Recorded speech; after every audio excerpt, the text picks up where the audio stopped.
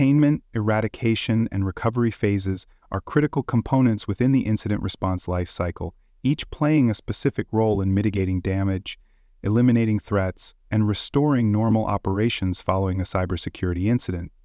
These phases do not operate in isolation.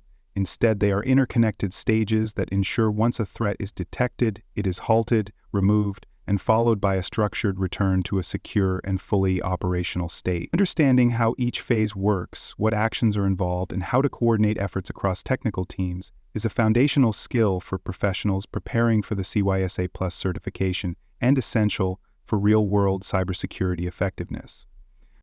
Containment begins as soon as an incident is confirmed. This phase involves taking immediate action to prevent the spread or escalation of the threat. It is about controlling the situation before it becomes unmanageable. Containment strategies aim to limit damage, secure unaffected systems, and reduce the attacker's ability to continue their activity. Without swift containment, a localized compromise can rapidly evolve into a full-scale breach, affecting critical infrastructure, sensitive data, and business continuity. Common containment techniques include isolating compromised systems from the network, applying temporary firewall or access control list modifications, and implementing segmentation policies that prevent lateral movement by attackers. For example, a compromised workstation may be placed in a quarantine VLAN or physically disconnected from the network while investigation continues. Firewalls may be updated to block known malicious IP addresses, and systems may be moved to segmented zones to contain the scope of compromise while preserving functionality in unaffected areas. A critical consideration during containment is the need to preserve evidence. While isolating a system may be urgent, analysts must ensure that logs, volatile memory, or malware samples are not lost or altered during the process. Preserving forensic artifacts is essential for understanding the attack path, identifying vulnerabilities, and supporting legal or compliance investigations. Actions taken must be measured and deliberate, balancing the need for speed with the importance of maintaining an accurate picture of the incident. To implement effective containment, analysts must first define its scope. This involves identifying all systems that are compromised or at risk. Determining how far the attacker has moved within the environment and what assets have been affected allows for containment to be both targeted and comprehensive.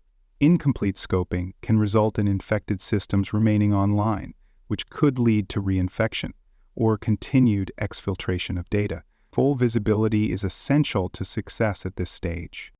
Containment activities are supported by a range of security tools. Endpoint detection and response platforms are used to isolate infected hosts and examine behavioral data. Intrusion prevention systems help block malicious traffic and contain threats at the network perimeter. Network monitoring solutions allow analysts to observe traffic patterns and identify signs of ongoing compromise. When properly deployed, these tools allow containment actions to be executed quickly and with high precision. Once containment is successfully established, the next phase begins eradication. This stage focuses on removing all traces of the threat from the environment. Analysts must locate and eliminate malware, delete malicious files, close unauthorized access points, and disable any accounts that were created or compromised during the attack. The goal of eradication is not only to remove the visible symptoms, but also to address the root cause to prevent the attacker from returning.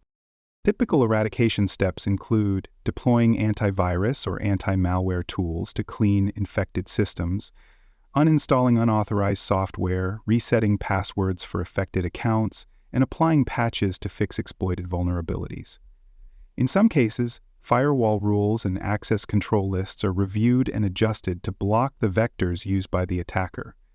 The more thorough the eradication effort, the lower the likelihood of recurring compromise after recovery. Identifying the root cause is a critical part of eradication. Analysts must determine how the attacker gained access and what weaknesses were exploited. This might involve uncovering unpatched software, misconfigured services, or phishing emails that led to credential theft. By identifying and correcting these underlying issues, the organization reduces its exposure to similar attacks in the future and strengthens its overall security posture. Verification is an essential checkpoint before moving to recovery. Eradication must be validated through scanning, monitoring, and manual inspection. Analysts perform repeated malware scans, examine system configurations, and confirm that all malicious artifacts have been removed. This verification ensures that no hidden backdoors or persistence mechanisms remain. Incomplete eradication can undermine the recovery process and lead to repeated incidents. In some cases, eradication is not possible through manual intervention alone. When systems are heavily compromised or persistence mechanisms are sophisticated, secure re-imaging may be necessary. This involves wiping the system and restoring it from a clean backup.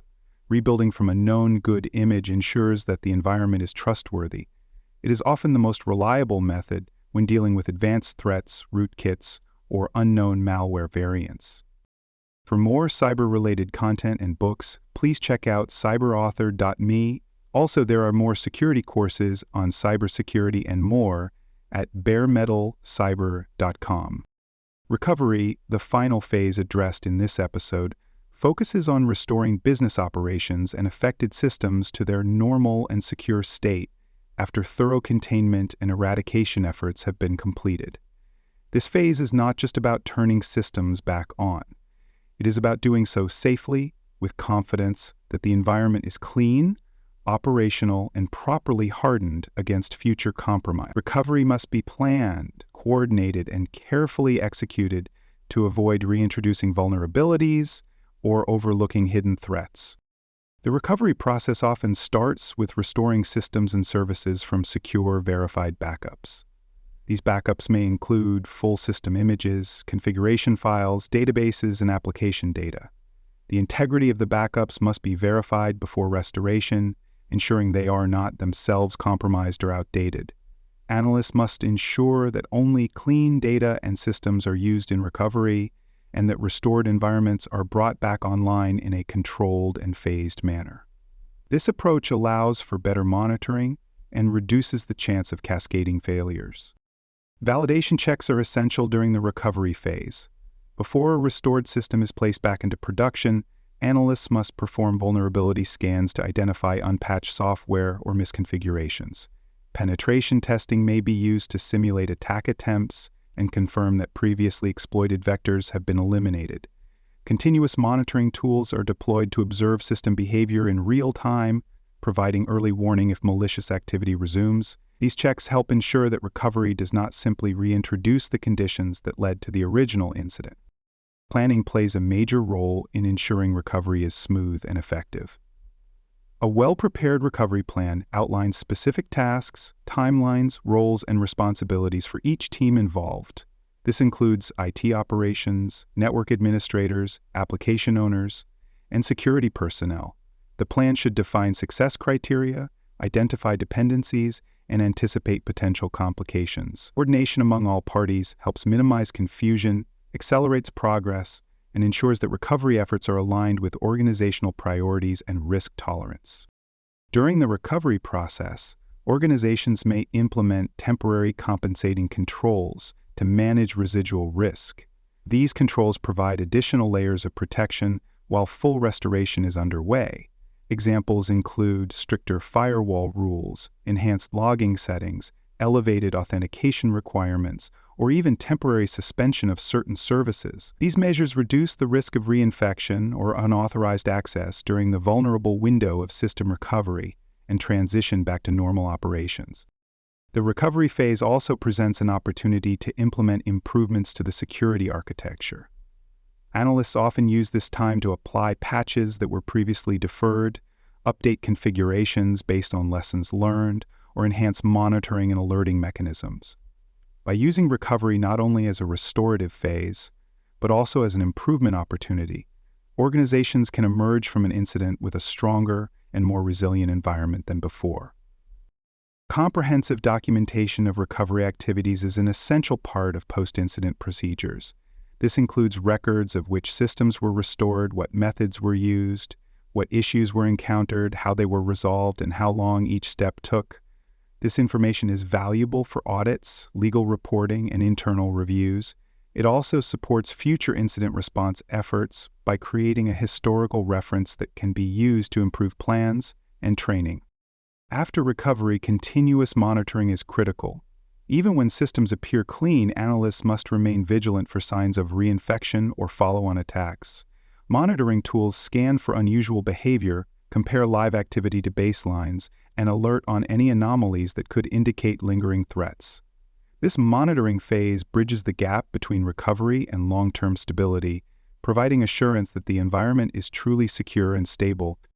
Effective communication during recovery is vital for organizational alignment and stakeholder confidence. Business leaders, IT teams, compliance officers, and possibly customers all need timely updates on recovery progress. Clear communication helps manage expectations, informs decision-making, and builds trust.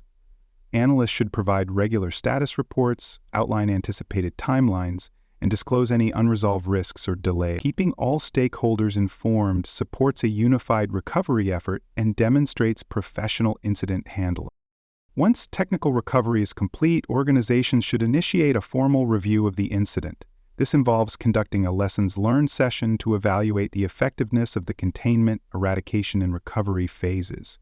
These sessions identify what went well, what could be improved, and what changes are needed in tools, processes, or training. The goal is to continuously refine the organization's incident response capability. Feedback from these reviews is used to update playbooks, reconfigure tools, and revise policies, creating a cycle of continual improvement.